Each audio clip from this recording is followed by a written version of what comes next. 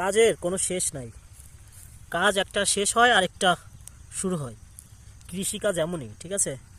তো আসলে সারাদিনে সেচ দিলাম জমিতে, আবার বিকাল হইলো, এখন চলে আসলাম দানার ভুঁইতে।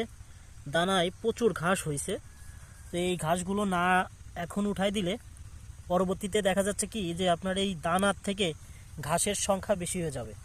দেখেন কি অবস্থা, দানায় যে এত পরিমাণ ঘাস জ্বালাইছে যে এগুলা নিজের হাতে উঠাই না দিলে আপনার ওষুধে কাজ হবে না, আর ওষুধ দিলেই দানার ক্ষতি হবে। সেই ক্ষেত্রে আসলে আপনার এই ঘাসগুলা নিজের হাতে উঠাই দিচ্ছি যাতে দানায় কোনো ক্ষতি না হয়। তো অনেকে আছে যে এই দানায় আপনার স্প্রে করে, ঘাস মারা স্প্রে, যেগুলো আসলে দানার জন্য ক্ষতিকর। তো আমি নিজের হাতেই এই ঘাসগুলো উঠাই দিচ্ছি যাতে দানার কোনো ক্ষতি না হয়। ঠিক আছে, অনেকেই আপনারা হয়তো এটা করতে পারেন যে দানার ভিতর বিভিন্ন রকমের ঘাস আছে, তো এই স্প্রে করলেই আপনার এই দানার কিন্তু প্রচুর ক্ষতি হবে। সেই ক্ষেত্রে আপনারা অবশ্যই পরামর্শ অনুযায়ী ওষুধ প্রয়োগ করবেন।